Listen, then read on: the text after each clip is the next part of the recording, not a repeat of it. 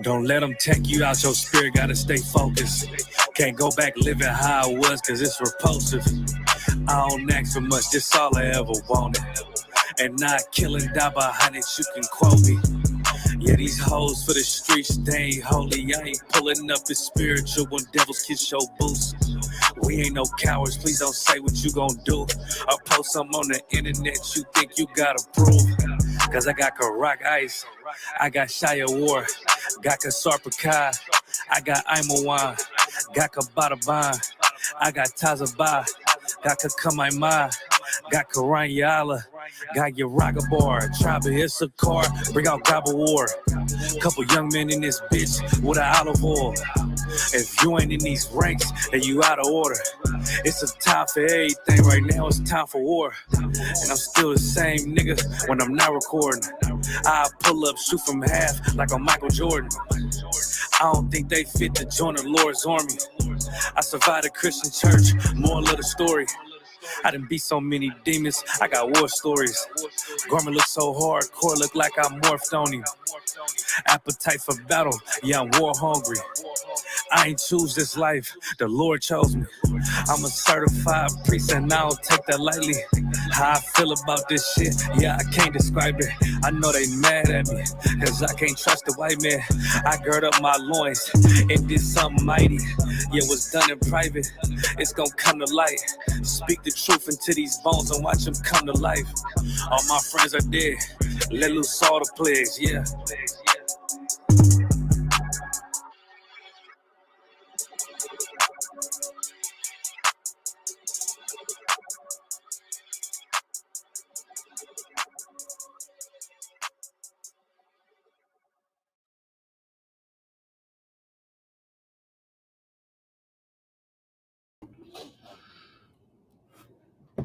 Hey, Shalom, sorry, how about you? Shalom, Yahweh, Shema Shabakathon. What's going Going on, warrior? Tawab, sir, Tawab. All right. All righty.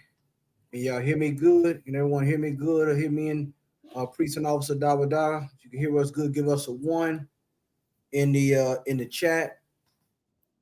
Give us a 1 in the chat if you can hear us good. Okay, we getting a 1. We getting 1s. Getting some 1s. Okay. Most High in Christ. Most High in Christ. So once again, this is the Israelite School of Universal Practical Knowledge. Started out of 1 West, 125th Street, Harlem, New York, under command of Junior Hanna. And we're here to bring out the truth according to the Bible. And tonight's breakdown, scriptural, we're going into the part 2 of Don't Let Misery Gaslight You. And we're going to go into another section of this breakdown, and we're going to talk about the responsibility of making sure you have your own oil. You understand? That's what we're going to talk about. Making sure you have your own oil. That's very, very important. You understand? So now, matter of fact, let's go back to that parable, Dawada. Let's go back to that parable. It's important. And this breakdown, once again, it talks about, it symbolizes a marriage, but it's talking about the truth. Okay. Dawada, am I coming in choppy or am I good? Am I good on this end? Visually, you choppy, but we can hear you clearly. Okay. All right. I don't know. I know. Last time I think you just went out. Well, now you look like you're good now. Okay. All right. I just want to make sure still good with the audio and visual.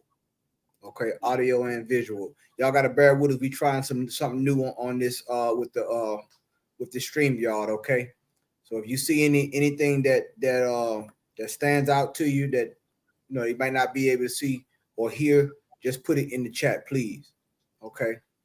So Dawudah, he's going to pull up that scripture. And somebody last time, I believe in the class, asked, how do you know or give an example of someone asking for your oil or you giving your oil? So we're going to go into that. We're going to go into that tonight. Okay. But first, I just want to preface this with the scripture. So we have something to build off of. Okay. All right. And if anybody have any questions from last class, you can bring it out. All right. So let's read this. All right. Go ahead. Preaching officer Dawudah. Any particular place you want me to start or you want to start from verse 1? Just start from the beginning. We're gonna go all the way down. All right, sir. This is the book of Matthew, chapter 25, verse 1. Then shall the kingdom of heaven be likened unto 10 virgins, which took their lamps and went forth to meet the bridegroom. So once again, right? Christ in the Bible, Christ gives examples of what he used parables to give examples of what the kingdom of heaven is like.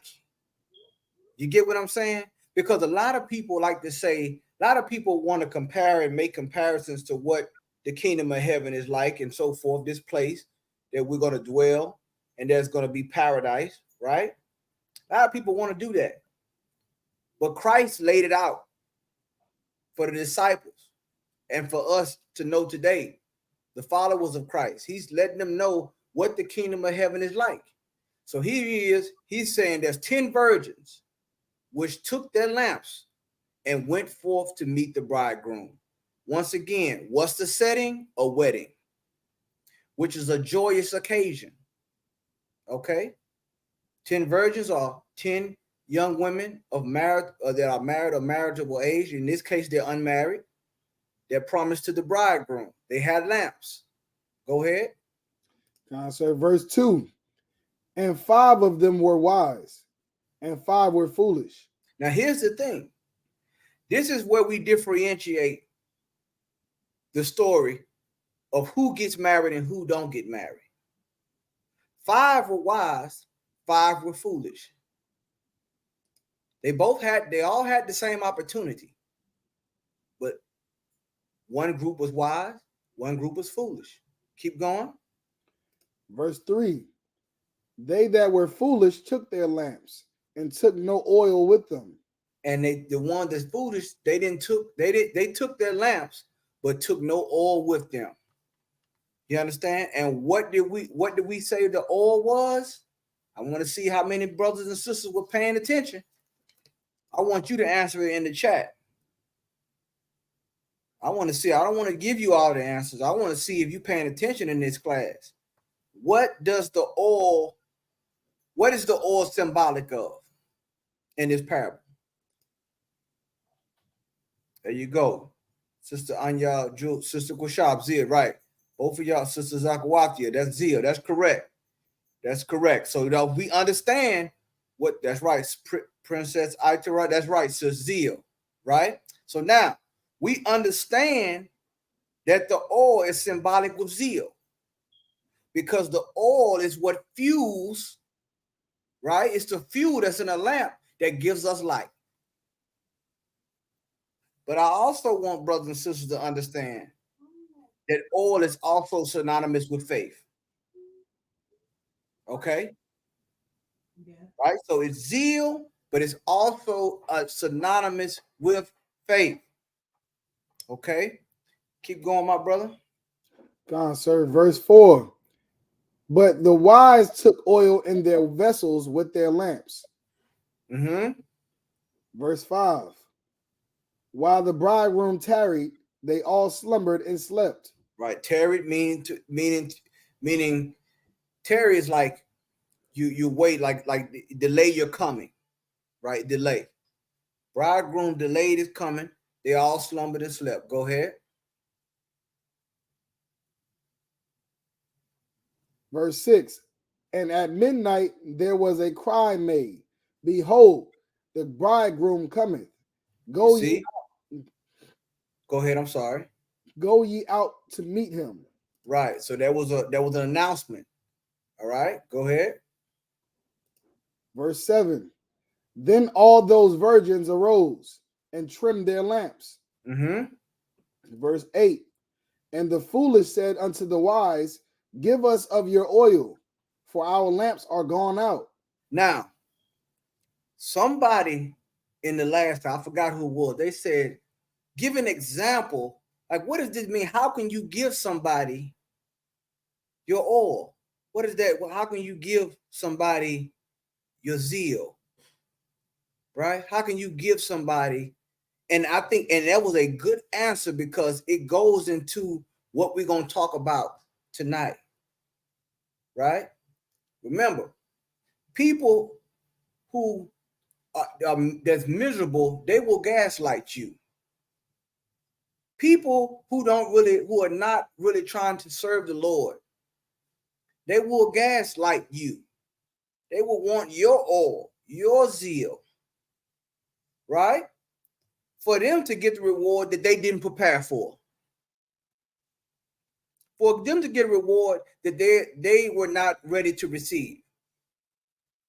So they said, give us, the foolish said to the wise, give us of your oil.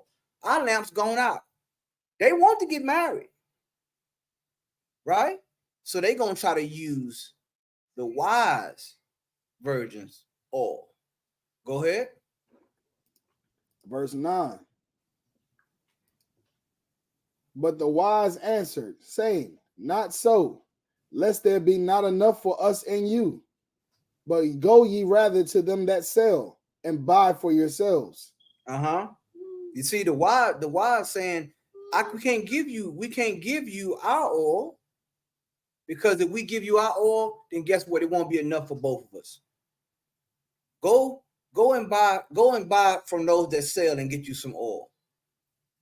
You know what I'm saying? Because we can't give you ours. Go ahead. And verse 10, and while they went to buy, the bridegroom came, and they that were ready went in with him to the marriage. Uh-huh. And the door was shut. You see that? They missed that opportunity. Why? They were not prepared. They were not prepared.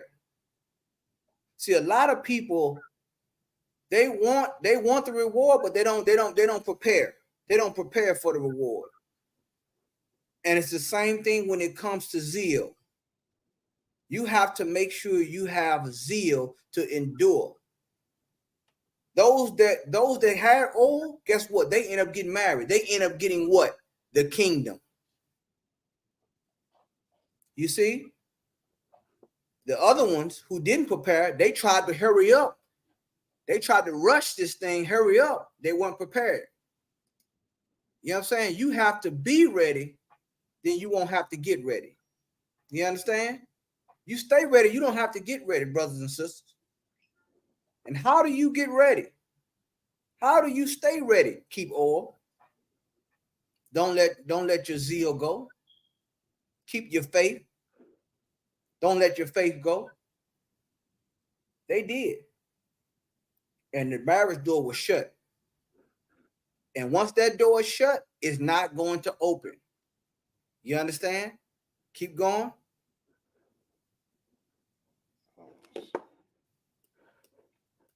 Verse 11.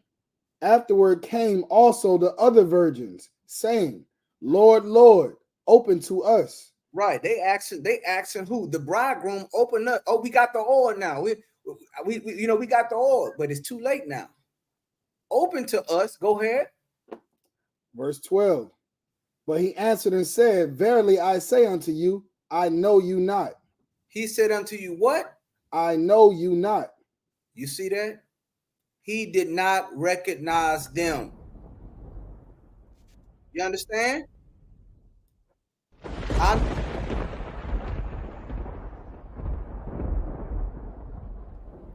Why did he say he didn't know them? Because they didn't have the oil to be prepared. This is important when we on this walk in this truth. You understand? This is important. Take me to Romans 14:5. I brought this out last time. We're going to get into it. We're going to get into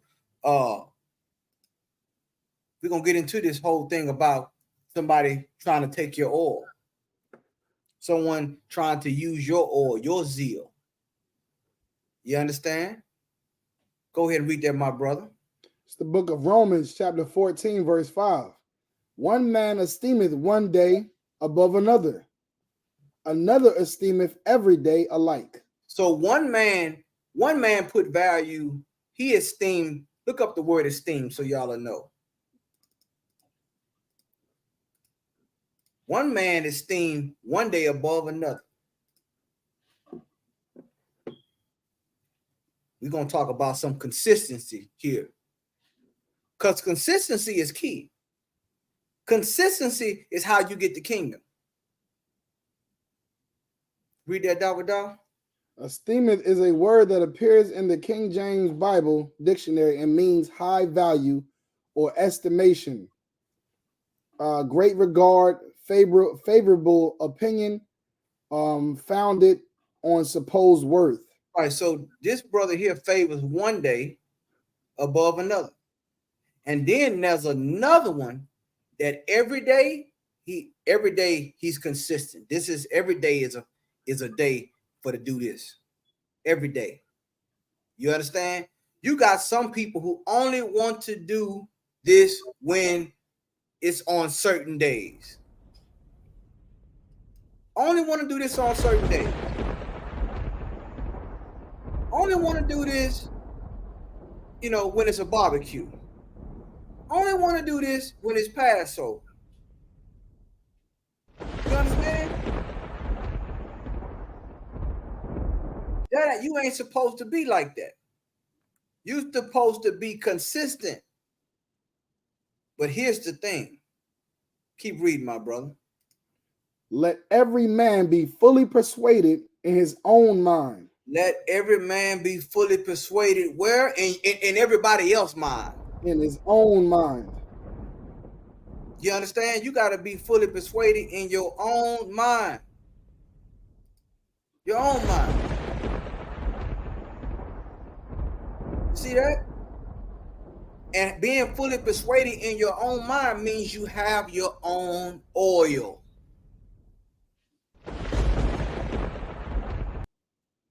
You understand? It means you have your own oil.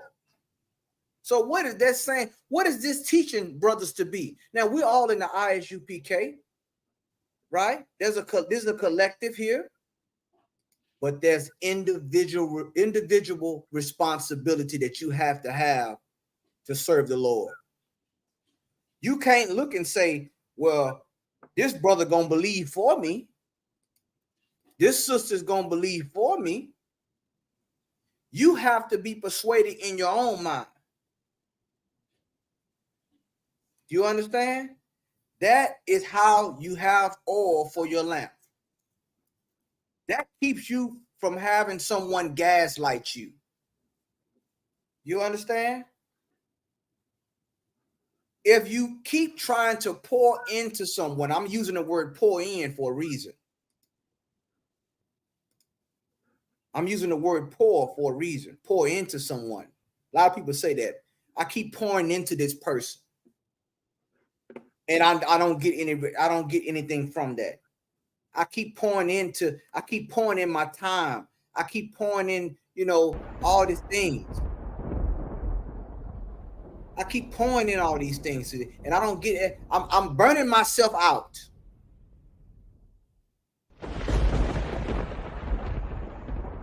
That's what goes on when you give everybody your oil. You're trying to persuade everybody. Do you understand? There's some people that's going to come into this truth, and I'm just keeping it real with you, brothers and sisters. Some people are only going to come in this truth to leech. You're going to see them. You're going to see some people come in this truth, and they're going to leech. They only here for a certain time. You understand? They're not here for to serve the Lord. They're only here for a season.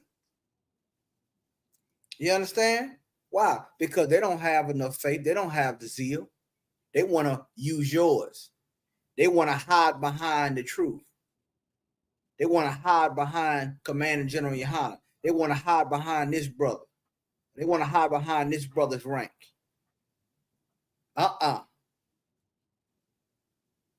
If Abraham couldn't hide behind the fig leaves, what makes you think you can hide behind the truth? What makes you think that men would not know your works? What makes you think? See, this is why we brought this scripture out about the virgins. Because when it got down to the final hour, when it got down to the time that the bridegroom was supposed to come, then we saw who were wise and who were foolish. Then we saw who had the zeal. See, you got some people who they want to fake it till you make it. You can't fake it with the Lord.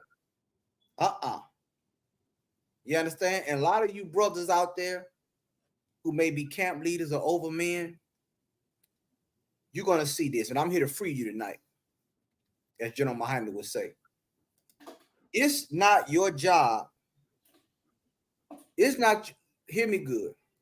It's not your job to force faith on any brother or sister in this school. It's not your job to force faith on them. That's not your burden. That's not your burden. Your burden ain't to try to force them to be in the truth or convince them, try to persuade them. You understand? You will burn yourself out trying to do that. That's you giving what? Your all. Somebody who don't want it, somebody, you always got to tell them, brother, you should stop drinking. Gave them the breakdown, gave them, brother, you should stop doing this. You should stop doing this. And 1 minute they hear 1 minute, and then you got to keep, and after a while, you're going to get exhausted. And you know what you're going to find out? That they really don't want to change. Some people just don't want to change.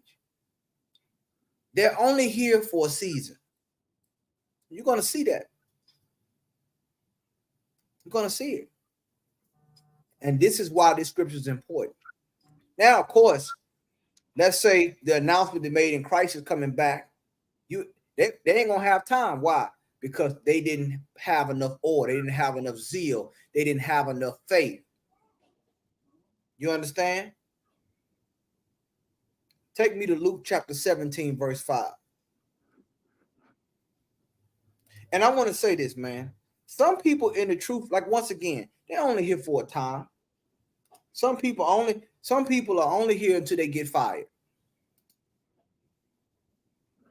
Some people are only here until their wife leaves them. Some people are only here until their husband leaves them. And I'll be honest with you. Some people, and you'd be surprised at this, some people are only here until they get a wife. You know what I'm saying? Some people are only here until they get a wife. Some people are only here till they get a husband, or whatever the case may be. They're only here for that time, and then they leave. Go ahead, my brother. Read that scripture. It's the book of Luke, chapter 17, verse 5. And the apostles said unto the Lord, increase our faith. Increase our what? Increase our faith. They wanted the Lord to increase what? Their all. They asked the Lord.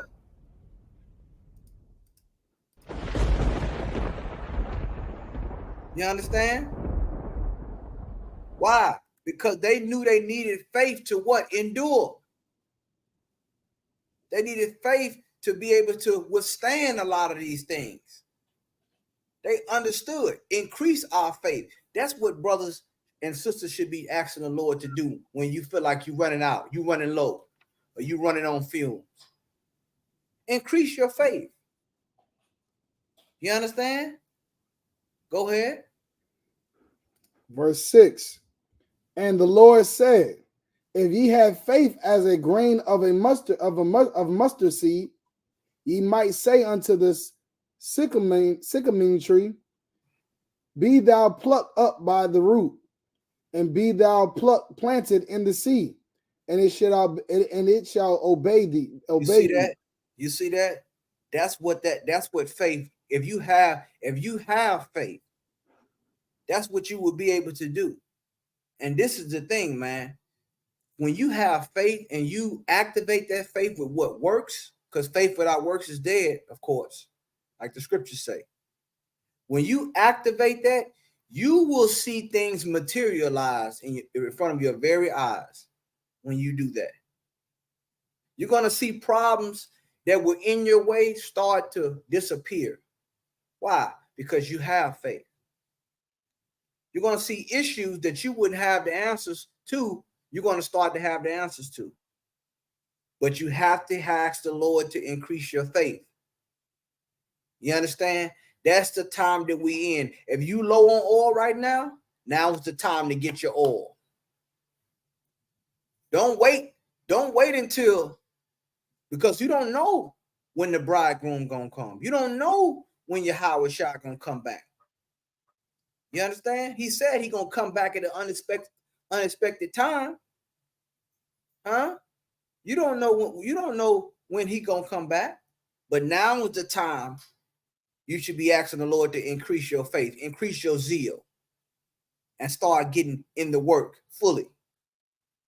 You understand? Take me to 2 Ezra chapter 7.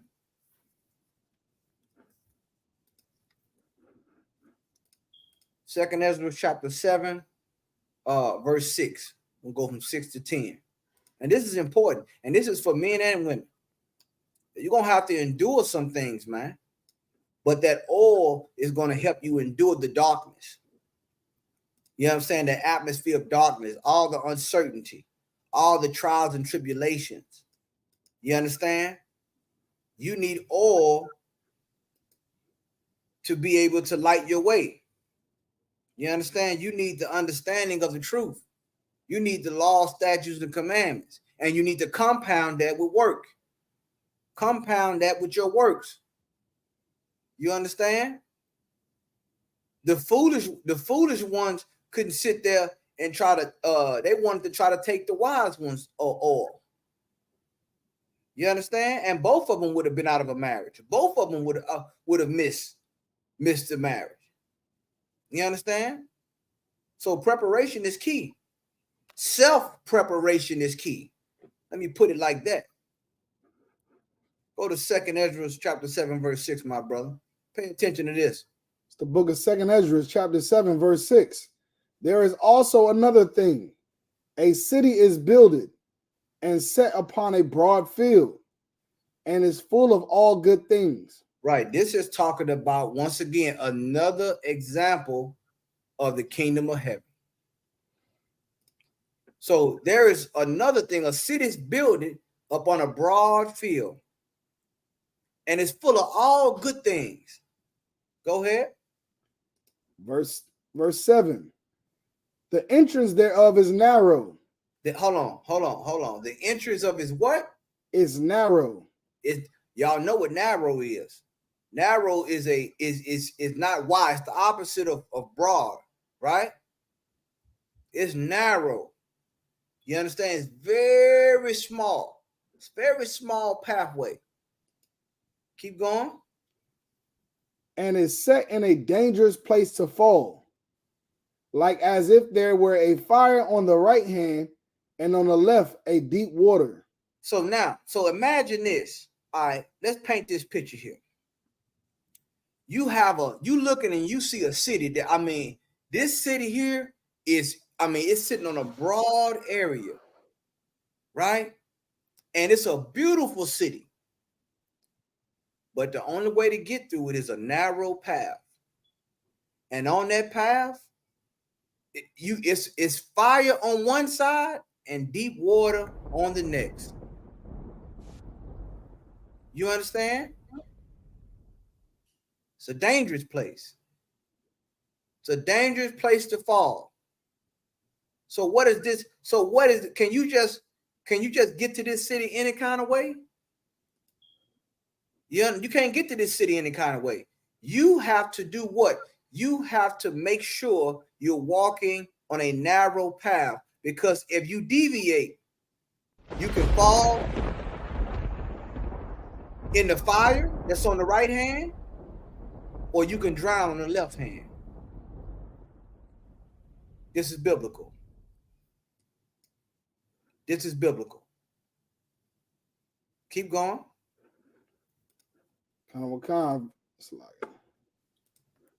Verse 8.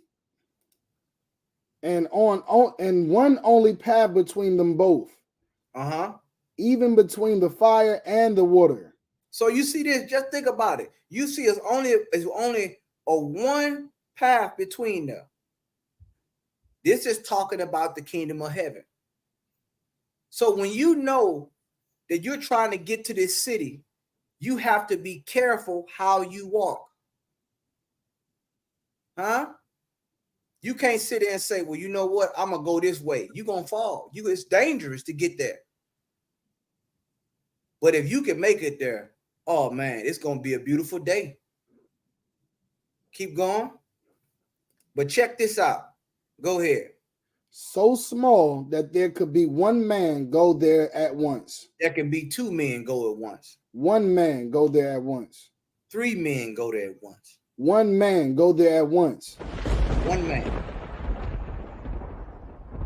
So what does that say about the path?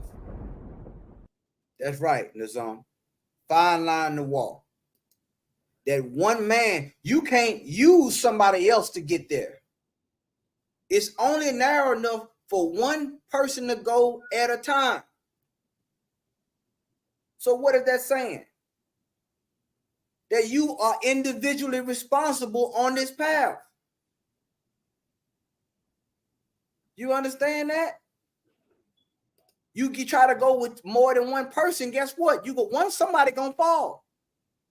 So you got to go one man at a time. And that is what I'm telling you about being persuaded in your own mind. That's what I'm telling you about having your own oil. You need your own oil because you're going to have to, there's only one man can go at one time to get to this place. So what is this talking about, man? Self-accountability. Once again, you got to understand this, man. We talking about the oil now. I want to get into individual responsibility. You understand? You got brothers that's coming to this truth. Everybody get the truth. But everybody ain't got the same zeal. Everybody ain't got the same oil. Better make sure you got your oil because you going to have to be accountable for you. You understand? This is the first step. First step is coming into the truth. The next step is putting the truth in you. You understand? Where we at? What verse we at? We just finished verse 8. Go ahead. Keep going. Verse 9. If this city now were given unto a man for an inheritance, if he never shall pass the danger set before it, how shall he receive this inheritance? You see that? You see how the Lord put this, man? How you gonna receive something great if you don't pass the danger? You understand? How you gonna receive? We live in a world now. Everybody wants something for nothing. That's the world we live in now. You think you just supposed to get the kingdom of heaven because you got dipped in water, because you got baptized, quote unquote. No, you have to go through the persecution. You have to go through the danger. You have to go through being hated. That's what we go through in the ISUPK. But there's some who can't. They may come into this school. They can't go through it, and you're gonna see it when times get hard. You know what? Let me just turn around, and they're not gonna get it. They're not gonna get the inheritance because they didn't want to pass through the danger. The greater the risk, the greater the reward. So there's an individual responsibility in this body when it comes to salvation. And it requires you to have your own faith, your own zeal, your own oil. See that? You can't send another man there to go get the inheritance for you. You got to go yourself. You understand that? Keep going. Verse 10. Verse 10. And I said, it is so, Lord. Then said he unto me, even so also is Israel's portion. And why is he saying it's Israel's portion? Because the kingdom of heaven is for Israel. But only a few in the nation is going to be able to inherit that. Why? Because everybody's not willing to go through the danger. Everybody's not willing to be convinced in their own, persuaded in their own mind. Everybody is not going to have enough oil. You understand? Some people misery going to gaslight you. They're going to gaslight you out of the kingdom. It's going to gaslight you out of a crown. It's going to gaslight you out of the kingdom of heaven. You understand? And you got to be wise enough to know that you better make sure you got enough oil for you. That's your responsibility. You can't blame another man for you not having enough oil, brother. You can't blame another man for you not having enough oil, sister. That ain't how it works. You see that? You can't blame they. You can't like don't work like that up in here. You understand? What verse we on, my brother? We just finished verse 10. Okay. Take me to Luke chapter 19, verse 12. Luke 19 and 12. We're going to go there. We're going to get into some individual accountability. That's what we about to get into. You understand? Individual accountability. Now, Luke chapter 19, verse 12. It's another example. And notice that, look, there's a reoccurring theme that keeps happening here. Always a nobleman or a bridegroom or somebody of extreme high value that went away and is making a return. Y'all see that? So now we're dealing with the parable of the penny. Okay. Once again, similar to what happened with the lamps. Everybody had lamps. In this case, everybody has a penny. Go ahead, my brother. It's the book of Luke, chapter 19, verse 12. He said, therefore, a certain nobleman went into a far country to receive for himself a kingdom and to return. And who is this? Who is this relating to? Our King Yahushua. Nobleman, noble meaning like a man of high stature, nobility. You know what I'm saying? Highborn. Went into a far country to receive a kingdom for himself. And he's coming back to return. Okay? So here we go. Let's get it. Verse 13. And he called his 10 servants and delivered them 10 pounds. Here we go. 10. He called his 10 servants, delivered them. Everybody got a pound. Everybody had got a penny. And he said, what? He said unto them, occupy till I come. What does it mean? Anyone know what it means to occupy? What does it mean to occupy? He said, occupy until I come. Does it mean to just stand there? Hold a penny? Think about what did anybody look up the word occupy.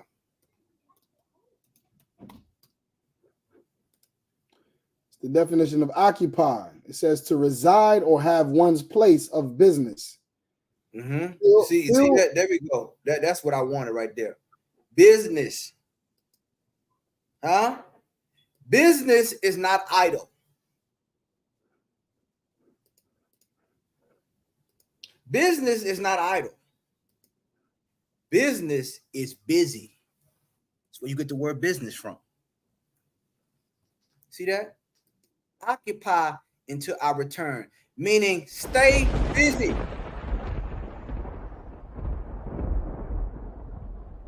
Stay busy. You understand? Go ahead. Kind of the one con. Verse 14. But his citizens hated him and sent a message after him, saying, we will not have this man to reign over us. And that's Israel. You understand? They hated him. They hate. That's right, Sister Costa. Putting in work. There you go. Occupying. You understand? Business is busy. Business is not lazy. Business is active. That's what business is, right? So his citizens hated him and said, we don't want this man to rule over us. And that's how they feel about Christ. That's how a lot of our people feel about Christ. They don't want Christ to reign over them. Yet they say they have a personal relationship with the Most High. They don't want him to reign over us. They want to be wicked and evil. Keep going. Verse 15. And it came to pass that when he was returned, having received the kingdom, then he commanded these servants to be called unto him. Now, hold on.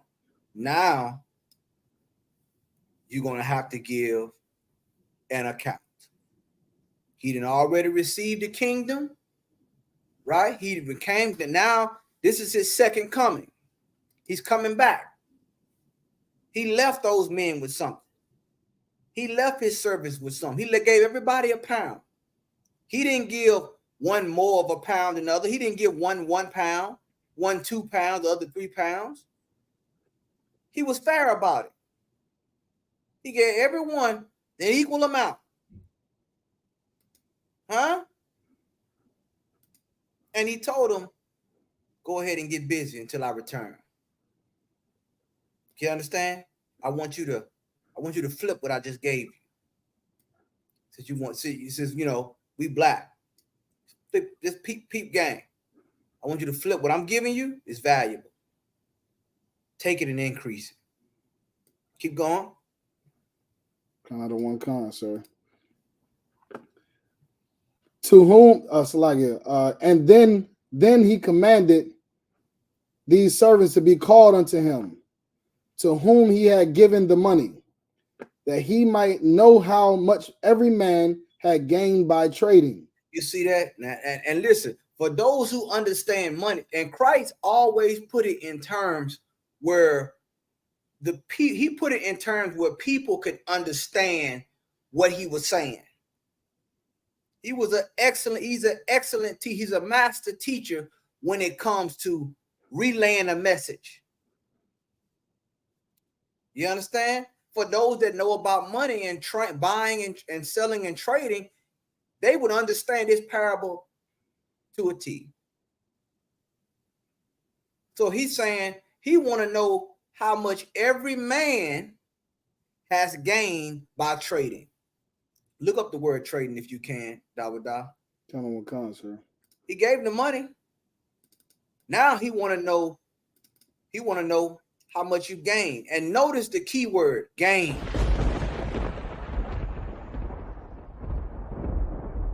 See that? Gain. How much have you gained? Trading. Off of what I have given you. Go ahead. Trading says the action of engaging in trade, and trade means buy and sell goods and services. Mm-hmm. Buy or sell, be bought and sold at a specific price, exchange for something else, typically as a commercial transaction. Right. So this, just think of like the stock market. Just think of you invest, and you gotta understand, like you taking that penny and you investing it. You're putting it into something because your master wants a return. That's the type of man we serve. We serve a king who wants a return on his investment. That's who we serve. You understand? Keep going. Another one comes, sir. Verse 16. Then came the first, saying, Lord, thy pound hath gained 10 pounds. Thy pound hath gained. So, and notice this. Hold on. Let me just pay attention to this. He said, thy pound. Who did the pound belong to? Did it belong to the servants or it belong to the master, the nobleman? Who did the pound belong to? This servant recognized that this pound was not his. He was fronted this. Huh? Think of the pound as the truth. Think of the pound as the truth. Have you been taught the truth? Have you been given the breakdowns? Have you been taught about brotherhood and sisterhood? Have you been taught about the laws, statutes, and commandments? Have you been taught your identity? Have you been reacclimated into your culture? Have you not been given the understanding of life and death according to the scriptures? Well, guess what? You've been given a pound. Yes, you have. You've been given a pound. What are you doing with it? That's the question. Are you just sitting around saying I'm a Hebrew Israelite? Because this brother, he ain't do that. He went out and traded. He went out and invested. Let me put this money here. Let me put this truth here. Let me see is it going to give me a return? Let me flip this. I put it over here. I went to this city. I flipped it. I got more brothers and sisters. Put more knowledge out. I'm influencing black people when it comes to this election. Waking people up about who we are, how we supposed to deal, how we supposed to operate, what we're not supposed to take part in. I'm out here trading this truth, buying and trading. You know what I'm saying? I'm flipping this truth. What? To gain 10 pounds for who? It's for him, the one that gave me this truth. You understand? I'll tell you something. You got a lot of people who think the truth or the pound belongs to them, but it belongs to the Lord.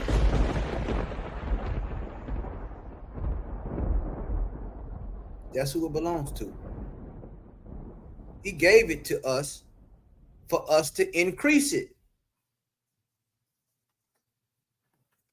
This brother here got 10 pounds. He took 1 pound and made 10. Go ahead. Another one comes, sir. Verse 17.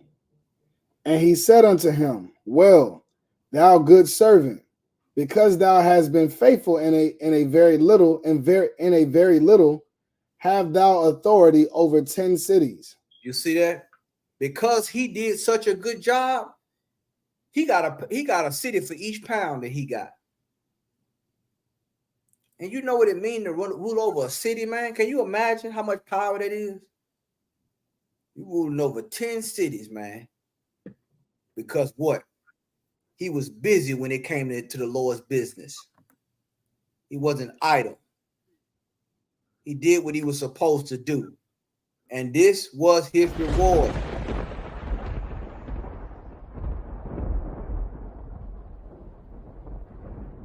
Read that part again. Kind of one con, sir. And he said unto him, Well, thou good servant, because thou hast been faithful in a very little. Let's stop right there. Because thou hast been what? Thou hast been faithful. Faithful. Faithful, not faithless. This brother was full. Somebody help me out now. He was full of faith. He was full of zeal. He was full of oil.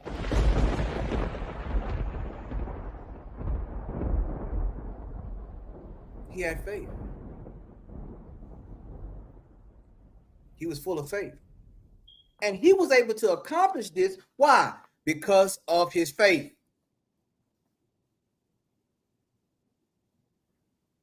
He was able to increase what the Lord has gave him because of his faith. And notice this, thou hast been faithful in what, Dawadah? In what? In very little. In very much. In a very little. In a whole lot. In a very little. Faith of a mustard seed. Faith of a mustard seed. He had little. All he had was 1 penny. But this brother here, he got busy. All I got is 1 penny. Now he could have lost it. But because he was faithful, man, let me get busy. Let me get busy. And because he got busy when he had faith, guess what? He increased.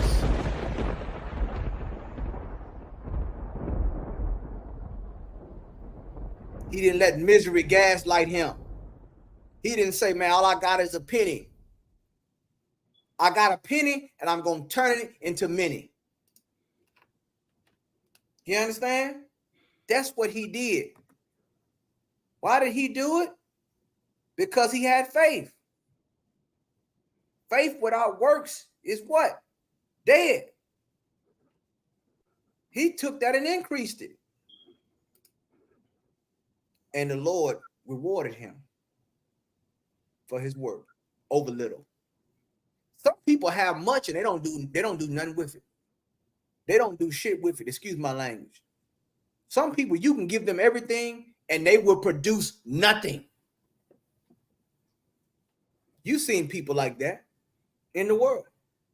You've seen people that were born with a silver spoon in their mouth and they do nothing because they were entitled or they cared about a title.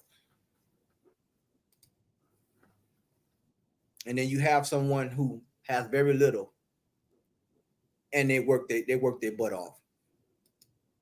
You understand? And they earn their keep. They earn their keep. Keep going.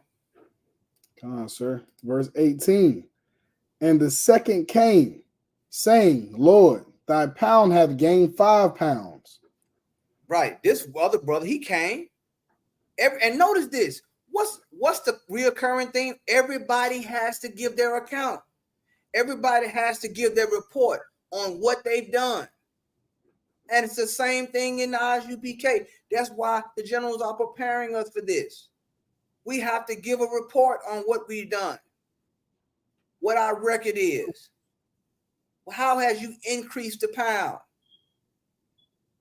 You understand? All these things are being prepared now.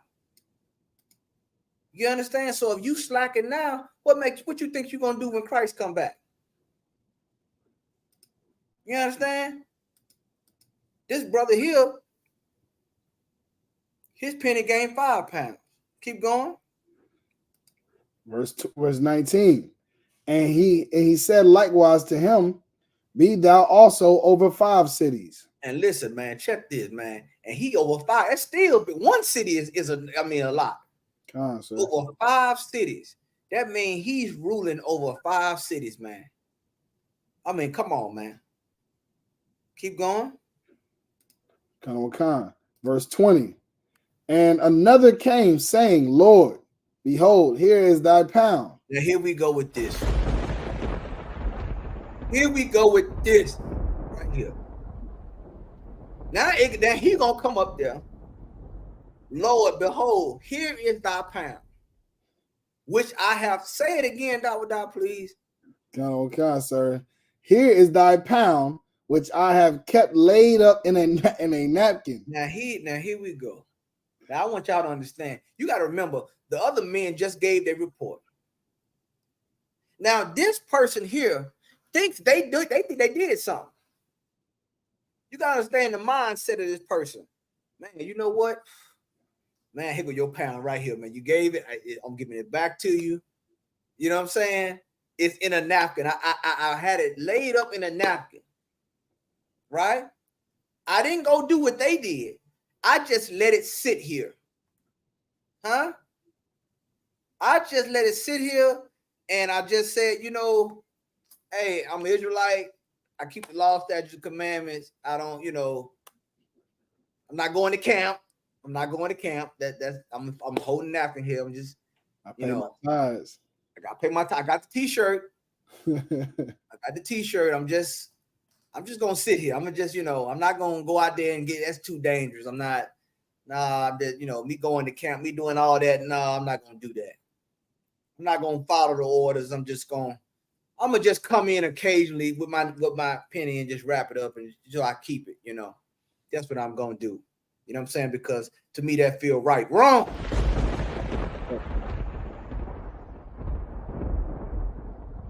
Now you about to see the response of the nobleman that gave him the penny, that gave him the pound. Keep going. Verse 21. For I feared thee, because thou art an austere man. Thou takest up that thou layest not down, and reapest that thou didst not sow. And now he's going to try to make some excuse. The reason I didn't do nothing with your penny because I feared you. Huh? Now he wanted to give him, he wanted to, how can I do? He wanted to flatter him. You know, I feared you because thou art austere man. You take up what you don't lay down and you reap that you didn't sow. So that's why I kept the penny. You understand? Because I didn't want to lose. Want to lose the penny. I just kept it. Listen to the response. Go ahead. Verse 22. And he saith unto him, out of thine own mouth will I judge thee. Out of thy own mouth I will do what? Judge thee. That's cold. Boy, that's cold. You understand? And that is how Yahweh Shah is. Out of your own mouth. You're gonna have many. That's why we say in the ISUPK. What do we say in the ISUPK, Davida? What do we say when it comes to excuses? Oh, no cowards, no excuses. No cowards, no excuses. So you can't give the Lord an excuse. A reason is different from an excuse. An excuse is inexcusable. Out of your own mouth, I'm going to judge you. Thou what? Thou what, servant? Thou, so like it, sir. Thou wicked servant. He called him a wicked servant. You understand? That's what he called him. A wicked servant. Bear with me 1 second.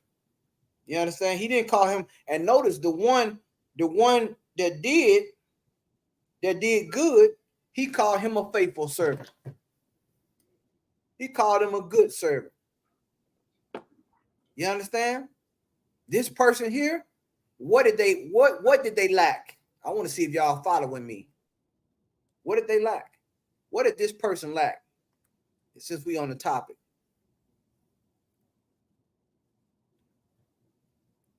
There's 3 things, and they're all simultaneously connected.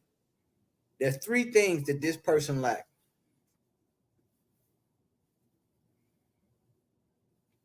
3 things. Somebody give it to me.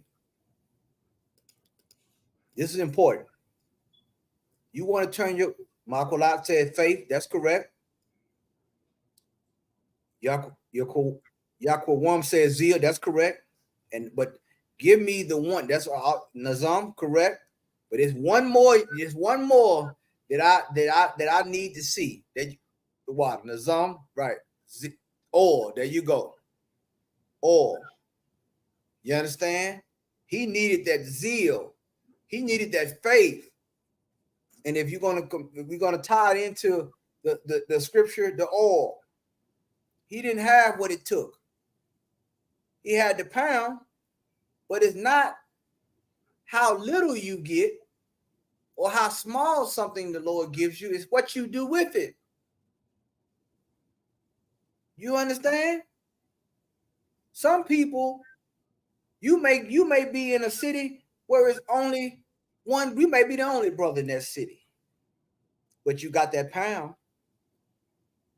It's time to find out how to flip it. It's time to get the time for the Lord to be glorified. It's time for what the Lord what He gave you to be increased. You understand? Can you imagine the type of obstacles that you got to go through with 1 penny, turning that into 10 pennies, 10 pounds? Huh? There's some obstacles. You may lose it all.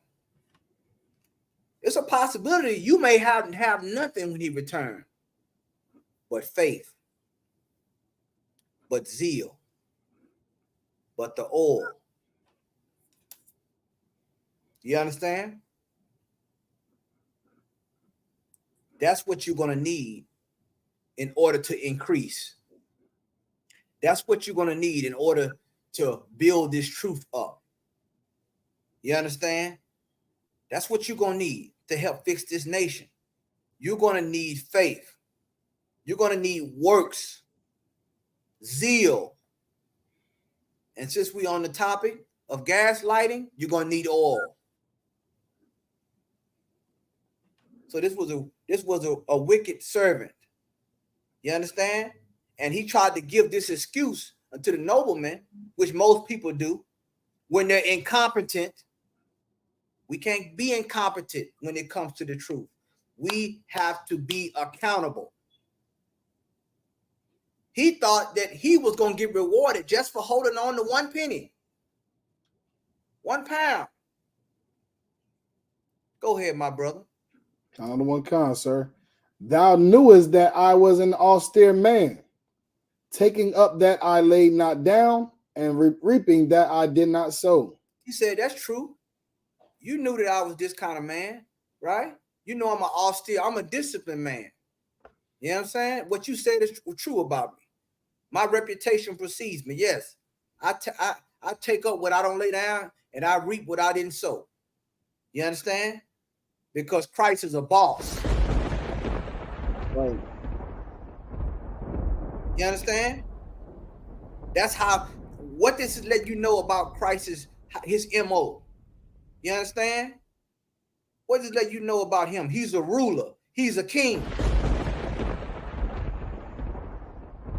So if you take money from him, you take something from him, and he leave it and tell you to occupy until I return, he left you with instructions.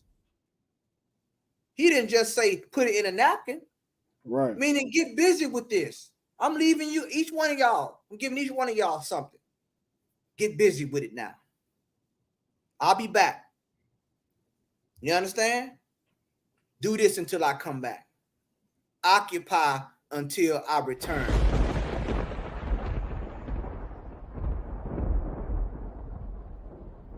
Go ahead, my brother. Read on. Another 1 con, sir. Verse 23. Wherefore then gavest not thou my money into the bank, that at my coming I might have required mine own with usury. Ooh, man, that's cold. Y'all feel that for a minute, man? He said, well, why you didn't put the money into the bank? Look up that word usury. That at my coming, I might have required mine own with usury. What is usury? Usury means lending money at exorbitant interest rates. Come on, man. He wanted interest, and it said exorbitant interest rates. You know what that means? That means he wanted interest for what he loaned you.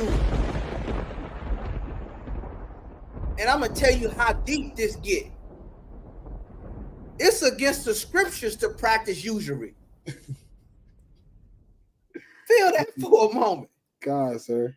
You feel like you gotta understand, like, meaning you can't, it's unlawful for a brother to lend a brother money and then charge him usury. But he's still lawful because why? That penny belonged to him. And that penny is what? The truth. Y'all feel that for a moment. You want to talk about some real gangsters, some real hardcore, how, this cat here is about it. You understand? He said, man, I could have required it. Read that scripture again, man. Listen how heavy he brought it out. He said, you did better putting it in the bank. If you put it in the bank, it's going to have some kind of interest. Right. Read it again. Verse 23, wherefore then gavest not thou my money into the bank, that at my coming I might have required mine own with usury. I might have required my own with usury. I wanted interest. Huh? I didn't want excuses. I want an interest for what I gave you. I gave you the truth. What have you done with it? All this time? So you ain't been working. Right. You've been chilling. That's what you've been doing. You ain't been doing nothing with what I gave you. That's basically what he's telling them. I gave you the truth, right? I gave every one of you the truth. Everybody did something but you. And you're going to sit there and try to give me accolades. I'm going to judge you out your own mouth. I want an usury for what I gave you. I want an interest for what I gave you. And I gave you something that was precious. And it belonged to me, not you.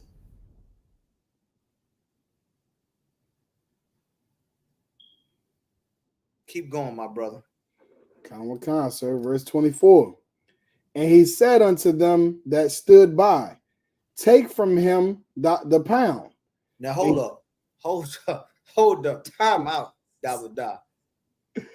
Now everybody sitting there, once again, everybody had to give an account. They standing before the nobleman.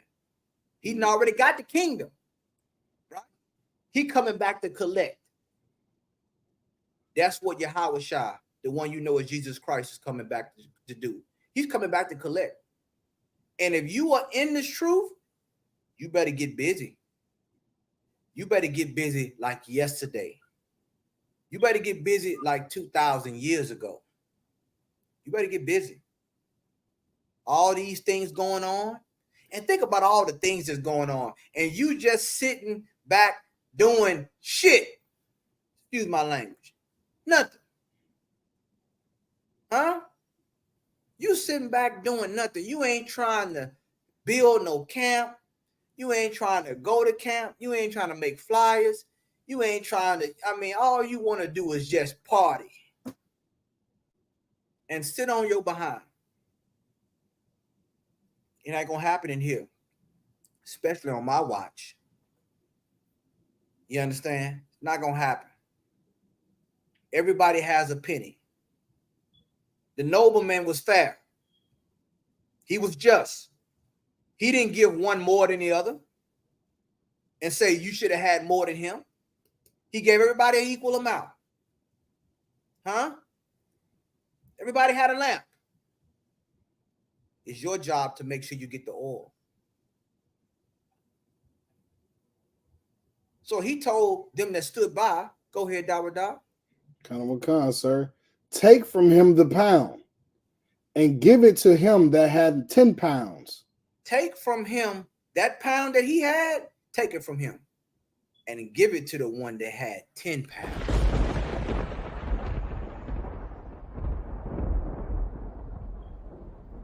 Give it to the one who know what to do with it. Give it to the one that know how to increase. Give it to the one that's more worthy.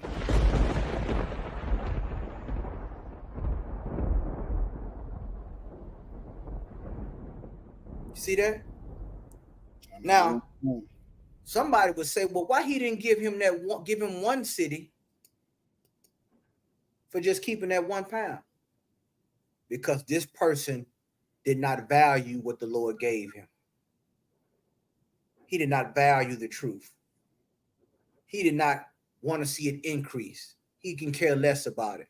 He thought he was going to get some accolades just by keeping it in a napkin.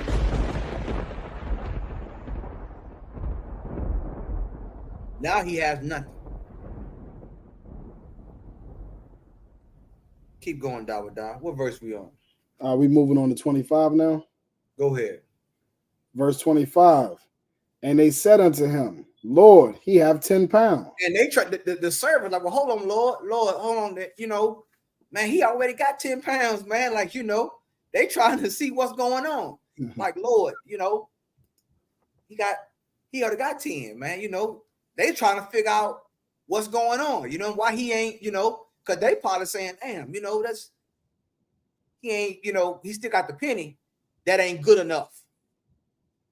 That ain't good enough when you're working for somebody like Yahweh Shah. You understand? He didn't have to give us nothing. It was a blessing and a miracle that he gave us this truth.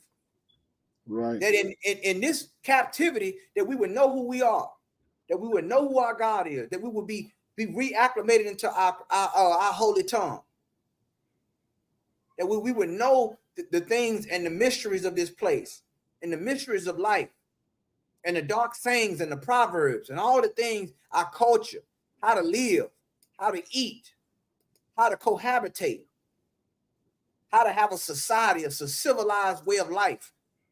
And you take that and you cover it up and you don't go increase it. You don't go trading and increasing, investing what the Lord has gave you. You don't invest it into nothing. See, a lot of people think you can hide behind someone else's work. I got news for you. You can't. You can't take credit for another man's pound. You understand that? You cannot take credit for another man's pound. You have to give an account for what you produce.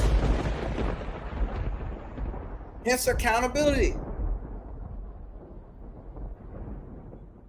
You have to increase it because it don't belong to you. You understand? That's what you got to understand. What verse we on, Dawada? We just finished 25. Take me to verse 26 if you can. Sir. Verse 26. For I say unto you that unto everyone which have shall be given, and from him that have not, even that he hath shall be taken away from him. Come on, man. For everyone that have shall be given. You understand? If you earn, if you doing what you're supposed to do, you're gonna have more. But if you ain't doing nothing, you ain't got nothing, guess what? Whatever you have gonna be taken away. See what I'm saying? That's what happened to them with the pound. The ones that did the work, they're gonna be given. They're gonna be given more. Why? Because they're worthy, they're diligent, they're not lazy. They get off their ass and go do the work. That's what they do. They're doing the job that was assigned to them. They taking the penny and they increasing it. They're not giving excuses. They're faithful in little. And what does the Bible say? He that's get that scripture where it says, he that's faithful in little gonna be faithful in much. Come. This is important.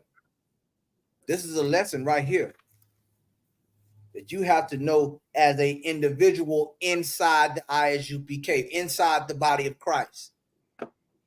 That's things you must do as far as your work and what the Lord has given you, because you are going. He couldn't say, "Well, look, I'm with them.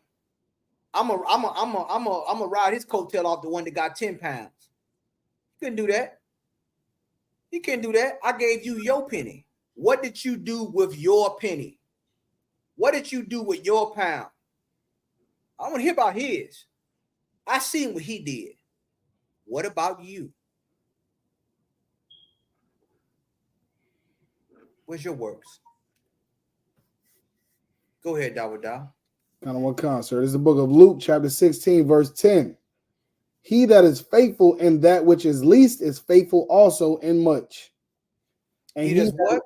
He that is faithful in that which is least is faithful also in much. You see that? How you going? And this, you know, the crazy part about it. The crazy part about it is people who don't do as much work, who don't do nothing with little. They always think they deserve more. That amazes me.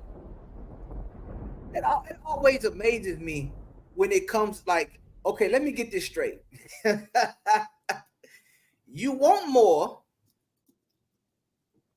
but you don't. You do little with less. The key to getting more is doing more with little, more with less. He that is faithful in the least is also faithful in much. So a lot of people believe, you know what? I would do this if I had this, if I had this, if I had that. No, you wouldn't. If I just had this, you know, if the Lord just gave me this, if the Lord just gave me this, I would be able to do it. No, you're lying. You're lying to yourself and you're lying to the Most High. You got to be faithful in the small things, brother, in order for you to be faithful when the Lord increases you. You understand? The Lord looks at what, because it's like anything. It's just going, the more you get, it's just going to magnify how incompetent you are. You can't handle the small things. What makes you think you can handle the big things?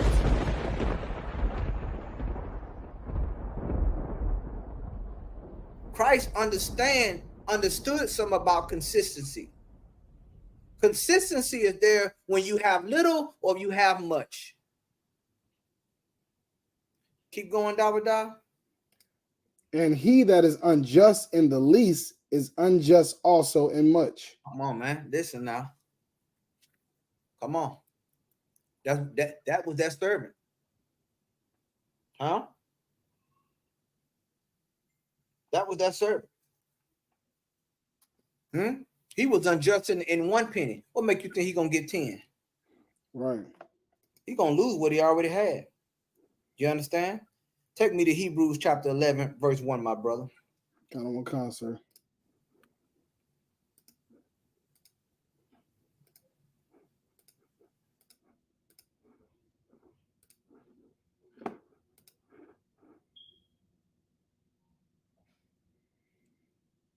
It's the book of Hebrews, chapter 11, verse 1. This is important. You understand? This is a bedrock scripture in the ISUPK. Bedrock. Faith. Let's get it. Now, faith is the substance of things hoped for, the evidence of things not seen. Man, now, most people would say, man, how could you have substance of something that's hoped for and the evidence of things not seen? This is a spiritual concept. You understand? And this is how you know, because most people say, man, Christ ain't coming back. Right? What y'all doing this for, man? Black people ain't gonna never wake up. Hispanic, Latino people ain't gonna never wake up. Native Indian people never gonna wake up. If you have that mindset, guess what you're gonna do with that penny? You're gonna wrap it in a napkin. You have it, but you're not gonna occupy.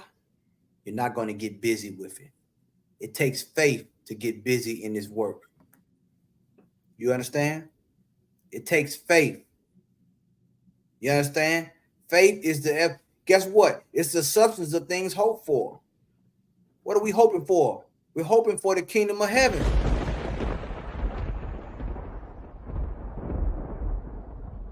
Huh? You have to have faith to believe in the thing you cannot see. Right. You understand?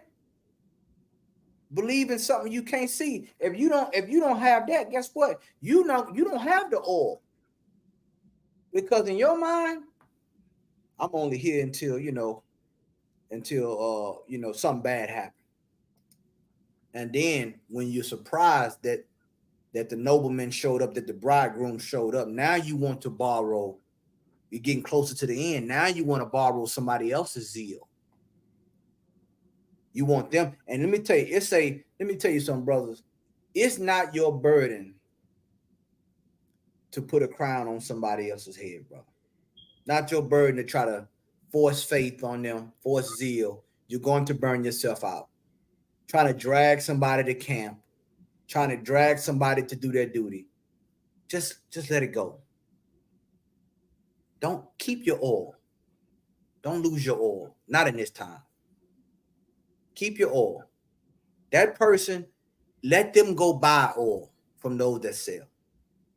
Let them get rerouted into the truth. Let them ask the Lord to increase their faith. You just make sure that you hold on to your oil.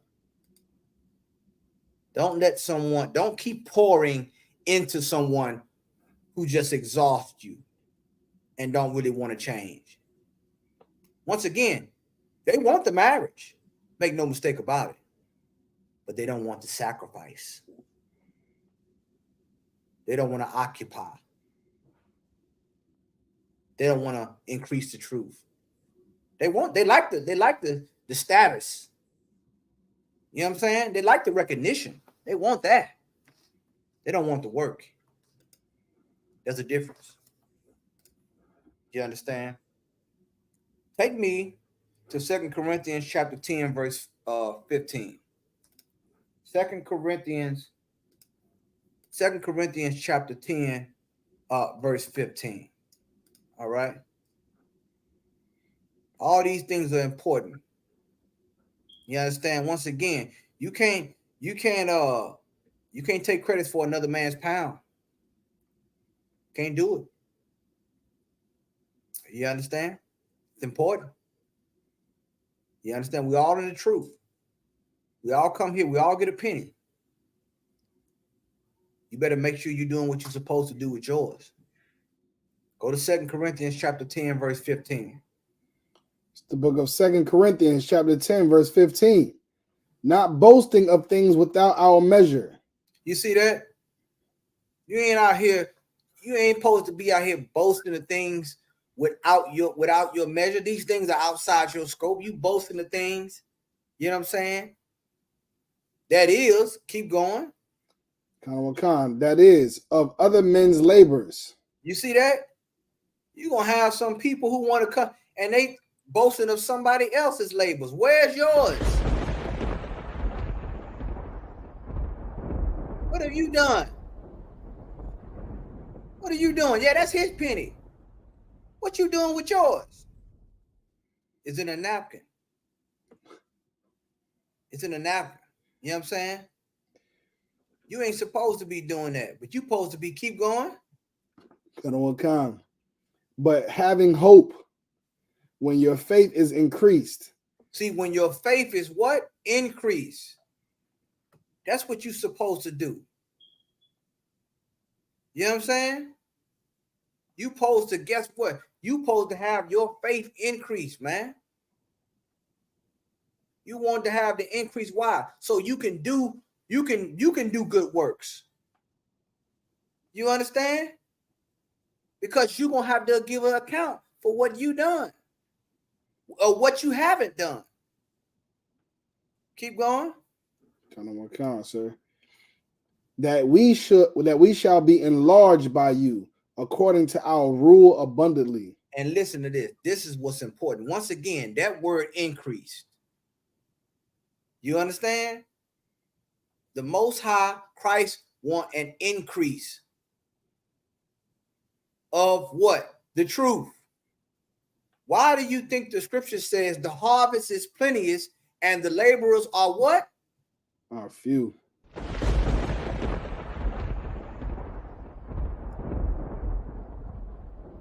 So a whole bunch of people, we see the harvest.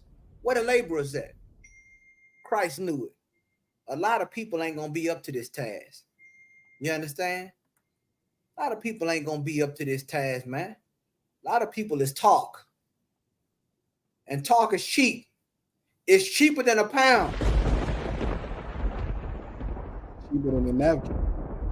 The water, Dr. Hold on, let me hit this again.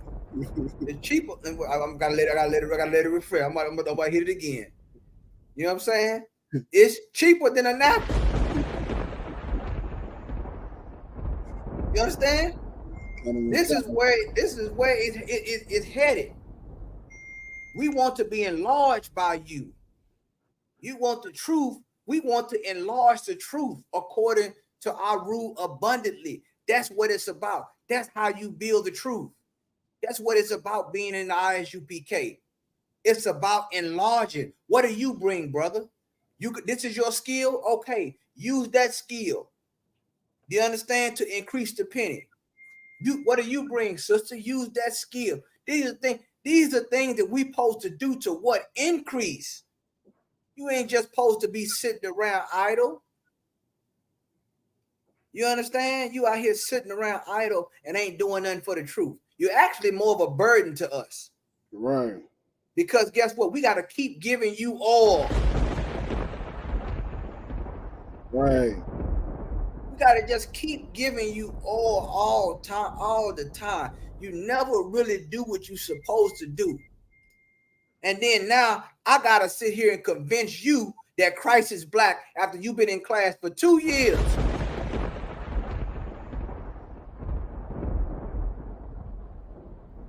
That's too much. You will burn out.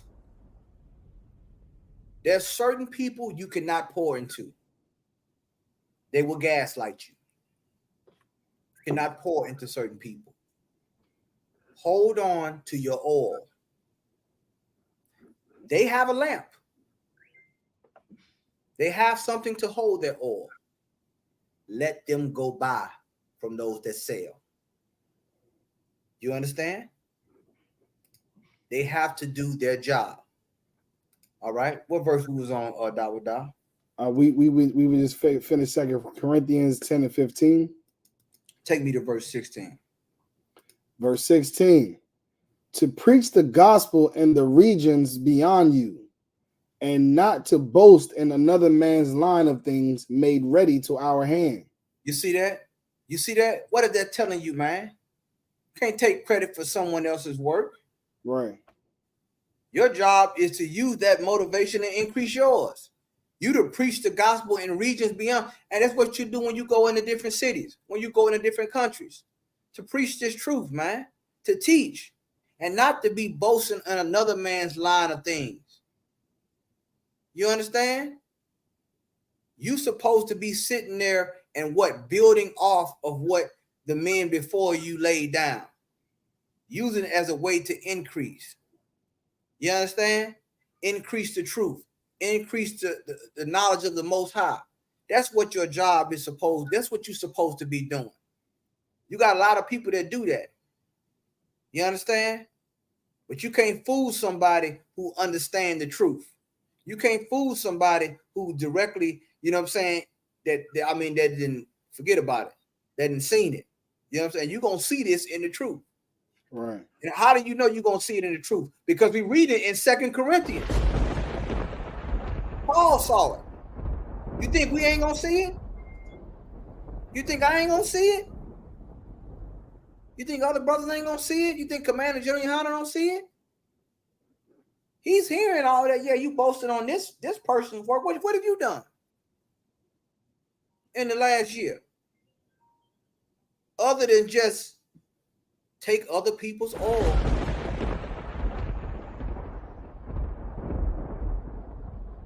Need more people to give you oil. More people to convince you to stay in the truth.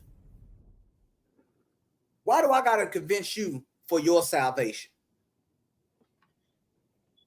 Should be enough for me just to teach you, and you should want it after a while. You're going to have to distinguish between the two, brothers. You're going to have to distinguish between those who want it and those who don't. The ones that want it, you ain't going to have to keep giving them oil.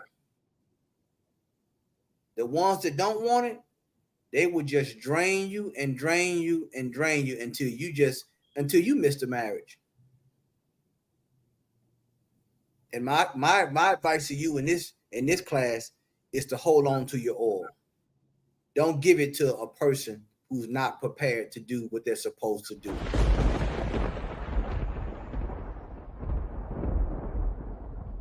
Take me to Romans chapter 11, verse 13, my brother.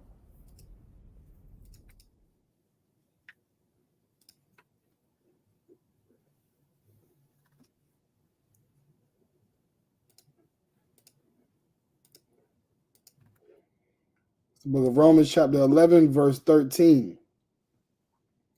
For I speak to you Gentiles, inasmuch as I am the apostle of the Gentiles, I magnify mine office. And listen what Paul said, man. Paul, and why did he and listen, Paul, once again, the apostle of the Gentiles, what? He was out teaching the brothers and sisters outside the commonwealth of Israel. Right? Teaching them the truth, reintroducing them to their God, their culture. You understand, their livelihood, according to the Bible. And he said, I magnify mine office. What does it mean? Look up the word magnify. Dawada. And see, we got to be in the spirit. We got to see how Paul operated. That's important. You know what I'm saying? He set up those seven schools that talked about in Revelation on the candlestick because of the work he did, man. Paul was getting busy. Paul was locked up and still writing and still teaching. He was getting busy. He ain't let nothing stop him. Right. You understand? He didn't make no excuse. You understand? He didn't say, I need some of your oil. He didn't sit there and say that. So he's saying, I magnify my office. What does it mean to magnify, Dawada? The first definition means make something appear larger than it is, especially with a lens or microscope. And the second one means to extol or to glorify. Come on, man. He glorified his office. Why? Now let's see, why was he doing it? Why did he glorify his office? Come on. Verse 14, if by any means I may provoke to emulation them which are my flesh, and might save some of them. That's what he was trying to do. He's doing that to provoke you. Provoke those which are his flesh, which is who? Israelites, that he might save some of them. You understand? Come on, sir. He's trying to say, look, I'm magnifying my office. It's basically saying, put more oil in your lamp. Increase your faith. Ask the Lord to increase your faith. Increase your zeal. To provoke. Look up the word provoke and look up the word emulation. Dawada. Look up the word provoke.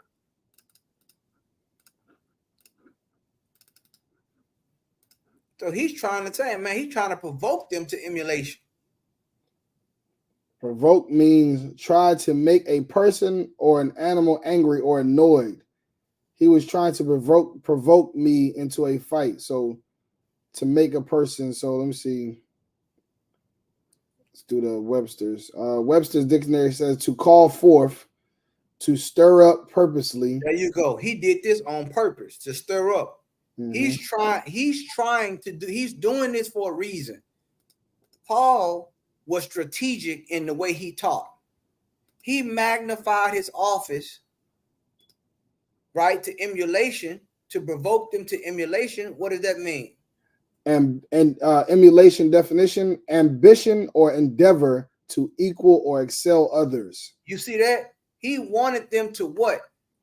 To emulate what he was doing. Mm-hmm.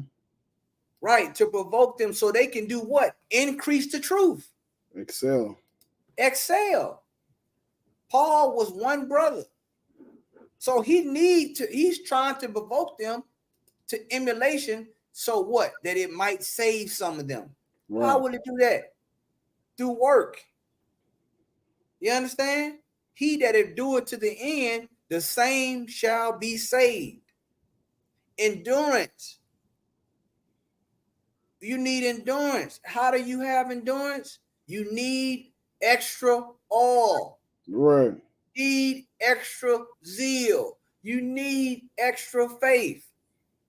That's why they asked Christ to increase our faith.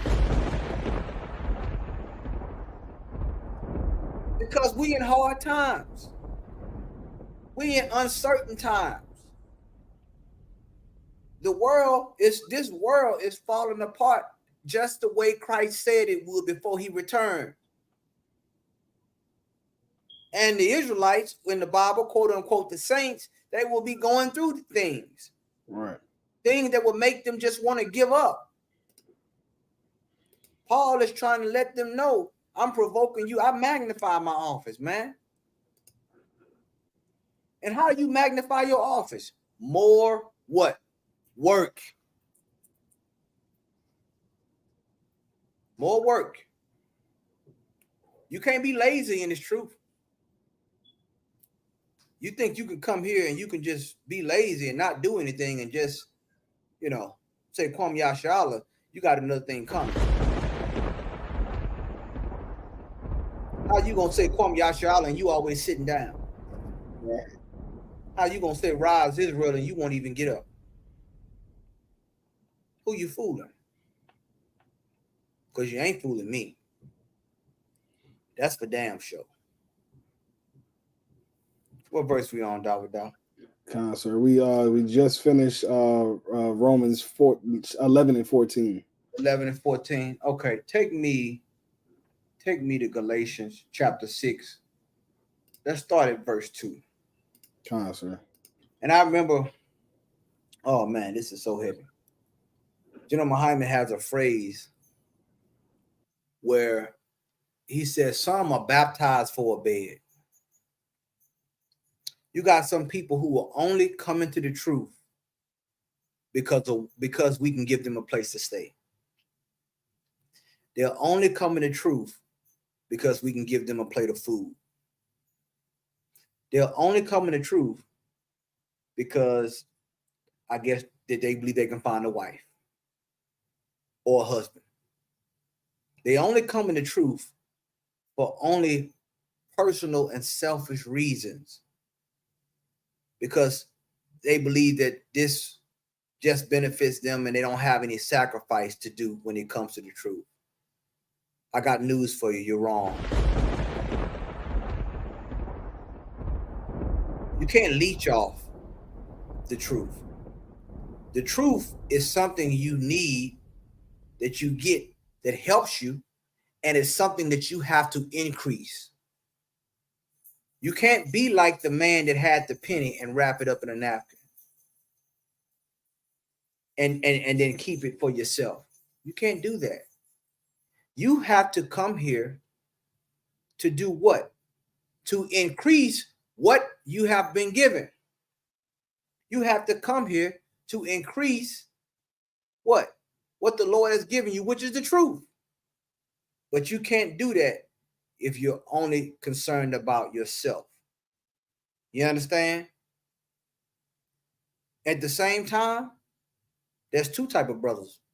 There's one that's going to come in because we can't give him a place to stay.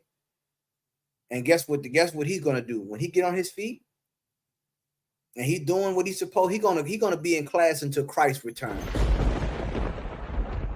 That's the kind of brother you help. And then there's some, they're only going to be here until they got enough money to go get high again.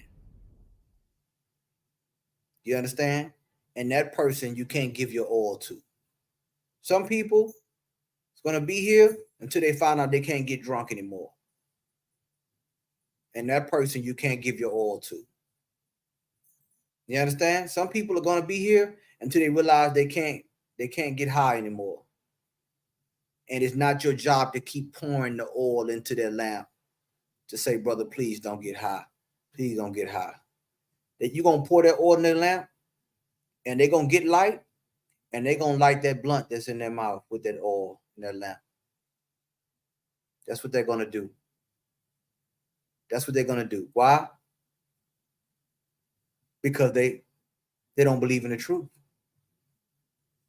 They like the benefits of it. They like the idea of, how we operate and so forth, and the rank, the status, the clothes.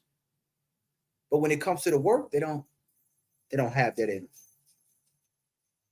And that person you cannot keep pouring oil into. You understand? Because a person that's trying to work, they're gonna already have their oil.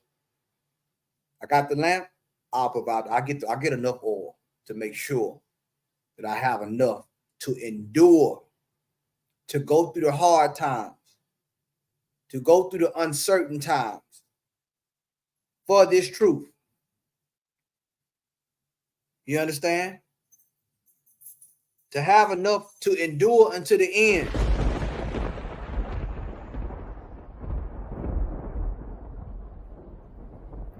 Go ahead, Dawada. You get that scripture, my brother. What kind, sir? It's the book of Galatians. It's like Galatians chapter 6, verse 2. Bear ye one another's burdens, and so fulfill the law of Christ. Now, I'm going to show you something. Because right here it says to bear each other's burden. But there's a difference. Hold this. Look, y'all read this part again. Bear ye one another's burdens, and so fulfill the law of Christ. Go to verse 5. It's like verse 5. Verse 5. For every man shall bear his own burden. Now, go back to verse 2. Read verse 2 again. Come on, sir. Now, y'all just heard that. Now, you see, one is saying, bear one of each other's burden. Now, is there a contradictory thing? I'm about to show you. Is this contradictory, or is the Lord is trying to show you something with this? Read this again, Dawada. Verse 2. Bear ye one another's burdens, and so fulfill the law of Christ. Now, go back to verse 5 again. Verse 5. For every man shall bear his own burden. Now, you see that? Now, we're going to break this thing down. Go back to verse 2. This burden here is a difference from what we just read in verse 5. Down on what kind, sir? Bear ye one another's burdens, and so fulfill the law of Christ. This burden, bearing each other's burden, is encouragement. This is the type of burden you're supposed to bear for a brother who's working, who's doing the work. You understand? You're supposed to bear his burden. Why? Because life in this truth can be difficult. Right. You know what I'm saying? Life in this truth is difficult. You're gonna go through persecution. You're gonna be hated. All these things. We being encouraging and teaching this brother why? To bear his burdens. We bearing each other's burden. Why? Because we're doing the work. We're fulfilling the law of Christ. So this brother deserves to for us to bear each other's burden because they are active. You understand? They're carrying their burden. They just need help. That's what now this type of brother is the one you supposed to bear his burden because he's doing the work. You understand? Go to verse 3. Verse 3. For if a man think himself to be something, when he is nothing, he deceiveth himself. And that's another thing too. Don't think you more than what you are. That's another thing. The Bible say knowledge puffeth up. You know what I'm saying? Don't think you know everything. Don't think you should walk around here like you just know everything. You understand? You think you somebody. Well, a man think he's something, and when he's nothing, you deceiving yourself. You understand? Don't be foolish. Keep going. Verse 4. But let every man prove his own work. Here we go. Let every man prove everybody else somebody else work. His own work. Let every man prove his own work. So you're not going to gaslight us tonight. You're not going to gaslight the UPK. You're going to have to prove your own work. You understand? You're going to have to prove your own work. The generals prove their own work. The captains prove their own work. Officers prove their own work. Troopers prove their own work. Every man you can't hide behind somebody else's work. That's equivalent of you taking a penny, right, and wrapping it in a napkin. That's equivalent of you having a lamp and trying to use somebody else's oil.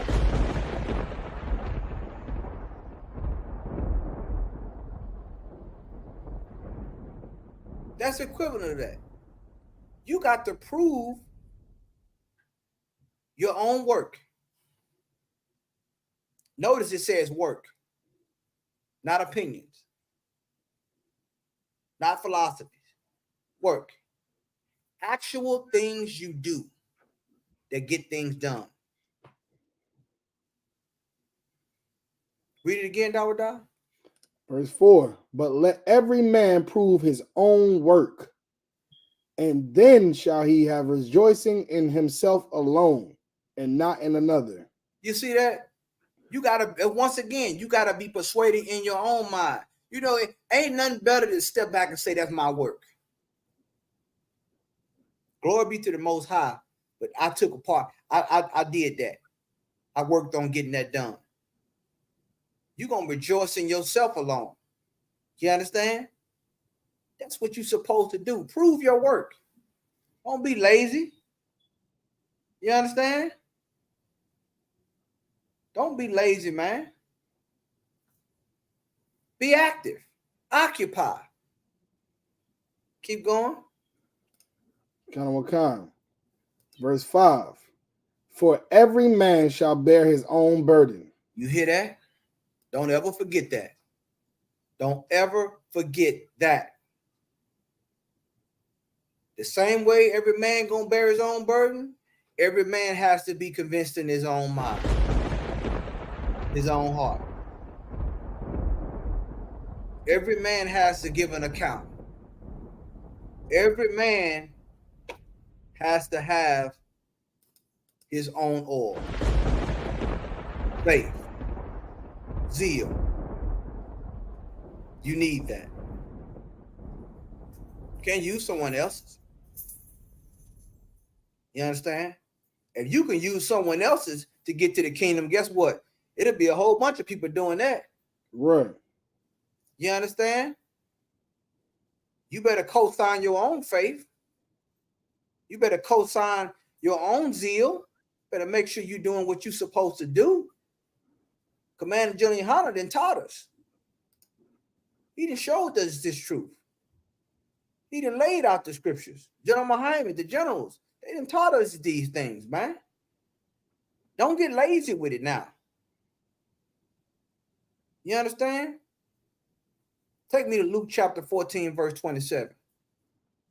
We're going to wrap it up with this, man. You understand? Prove your own work. Bear your own burdens. Be a soldier. Be a man. That's what you're supposed to do. And listen, we're going to end it with what Christ said, man. Let Christ say it. Christ said it better than all. It's the book of Luke, chapter 14, verse 27. And whosoever doth not bear his cross and come after me cannot be my disciple. You see that? Christ laid it out plain. Whosoever should not bear his cross. We all got a cross we got to bear. You got to bear your cross.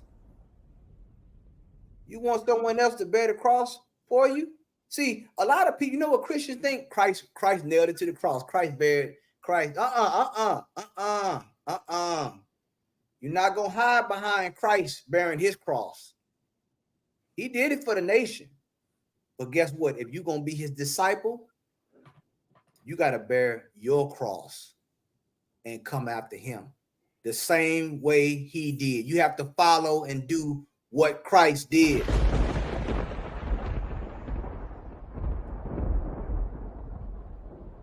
You understand? Sometimes, and listen, I know a lot of people don't understand, but sometimes you got to ruffle some feathers for that bird to fly. And that's my intention. See through the book BS. You got to bear your cross. You got to do the same thing that men done before you. You understand? Where's the scripture where it said, work out your own salvation? You understand? Like, this is serious, man. You got to understand this thing, man. Like, this ain't nothing to play with. You know what I'm saying? The book of Philippians chapter 2, verse 12. Wherefore, my beloved, as ye have always obeyed, not as in my presence only, but now much more in my absence. Right. Meaning, like, he's saying that, look, you've been diligent. Once again, you've been diligent while I was here, and you've been diligent while I'm absent. Keep going. Work out your own salvation. Hold on. Let's slow down, Dawah. Work out. Let somebody work out your salvation. Is that what that's saying, Dawah? La, sir. It says, work out your own salvation. You understand? Your own salvation. You have to work. How do you work it out? By being persuaded in your own mind. At some point, you have to make up your mind. Right. You understand? You got to be cold or hot. You cannot be lukewarm. You can't be out here leeching off somebody else's oil, somebody else's zeal, somebody else's work, somebody else's faith. Where is yours? Are you working out your own salvation? That's the question.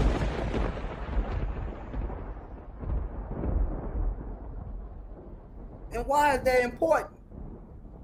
Because one day it just may be you. You may be you. Who knows? You just may be in a city and it's only you. Then what? What you gonna do now?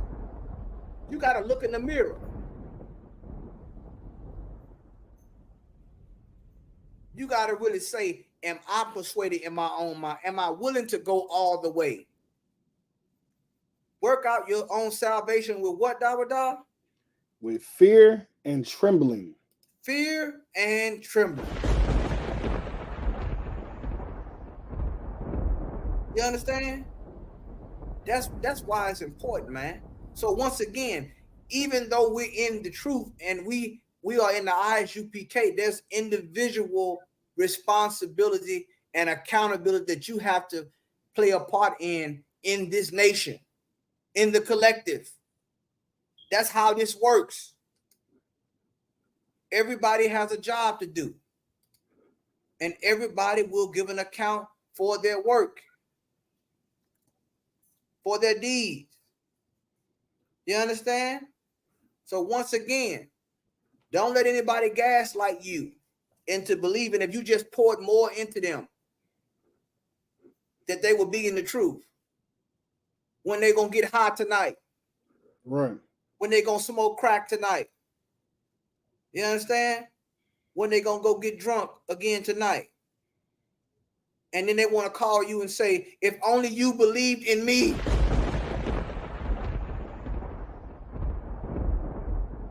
Huh?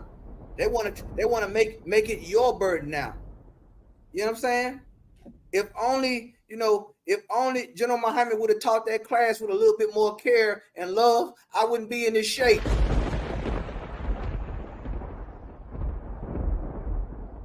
Huh?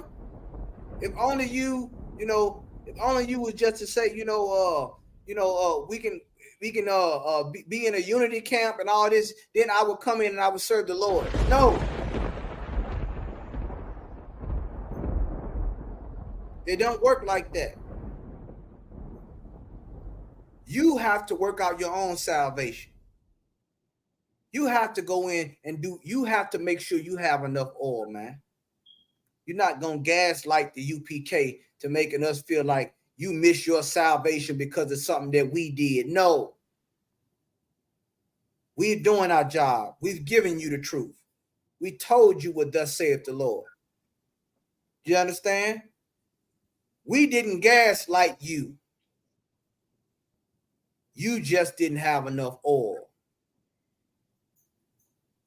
You understand?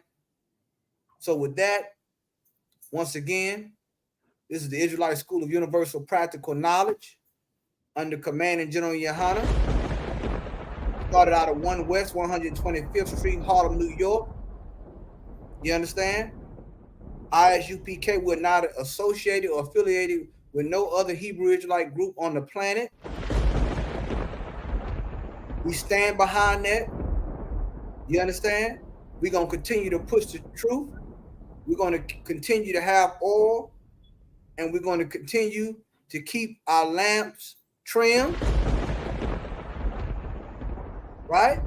We're going to continue to increase our penny, what the Lord has given us. We're going to multiply it tenfold. Lord, allow 100-fold. That's what we're going to do. And guess what? Every man going to have to put in his work. Every man got a task that he has to do. You understand? That's what we're going to do.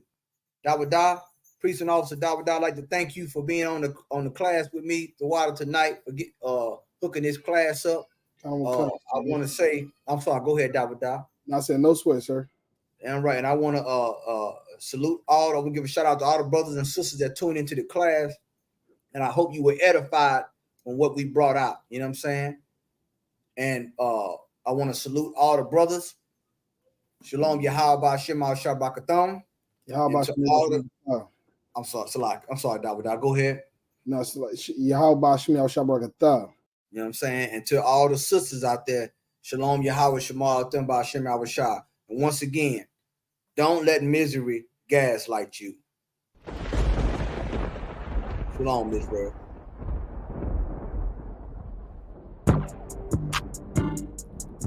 Good night. Yeah, bitch. You already know who it is. They say the man with the 45, he beat with the man with the rifle, huh? Man, it ain't about what sword you got, it's about the man with the sword, you dumb fuck. Get your shit together. Hey, hey, war. Killer be killed, boy, I'm a menace. I call it down, but it's still in me. Tool at your head, boy, like a dentist. These boys rainbow, yeah, they feel me. How can I show love to my enemy? I know these boys out trying to get me. It's a man down, but it ain't me. War. Killer be killed, boy, life is war. Come around the corner and I'm looking slow. I'm talking my prayer like it up close. I bring their heads off with the sword. Bring that bit back to the Lord. I bring that bit back to the Lord. Yeah, I bring that bit back to the Where's the riches? I got my take up like I'm sick. Yeah, I took the decision. I made my mind up like I'm sleeping. Hey, I'm 15, yeah. I caused a commotion. My chick looking miss like new potion. She got a demotion. Rub on her, I need some lotion. I stroke on her ocean slow motion. Now I'm exploding. I caused a collision. I'm too high like foreign train mission. Yeah, I'm sipping. I see your motherfucking vision. These boys keep talking that bitch and I pull up like bitches. Like, where the bread and understand that I slap on the top of my enemies. Yeah, I already said that. Halo is head, yeah, but don't take my kindness for weakness. Yeah, I get it, I got it. I'm faster for I'm my own pilot. I'll never need no stylist. Roll up on me and you drop it. We can do the straight hand like I'm coming. I mean, I got that body hot lava. It's live with my silence of profit. Red out and stocking. Just know I've been under something. I look at you, boy. You ain't nothing. I be like, war. Killer be killed, boy. I'm a menace. I call it down, but it's still in me. Tool at your head, boy, like a dentist. These boys rainbow, yeah, they feel me. How can I show love to my enemy? I know these boys out trying to get me. It's a man down, but it ain't me. War. Killer be killed, boy. Life is war. Come around the corner and I'm like a slow. I'm talking my prayer like it up close. I bring their heads off with the sword. Bring that bit back to the Lord. I bring that bit back to the Lord. Yeah, I bring that bit back to the She asked me what I do. I'm always busy. I say I'm getting my weight up, obesity. She wanna come around and wanna visit. She talking through a pussy on. Listen, I'm all black. Yeah, counting racks. Yeah. 223, keep that AR on my lap. Yeah, I'm riding through Cracker Village full of tech. but they don't want no fucking smoke, so I'll relax, yeah. I take a nap, bitch, you looking sad. You may not see me, but my voice on every track, yeah. Just like a tag, bitch, your bitch a has been. When in the world, I stepped on it like a Mac.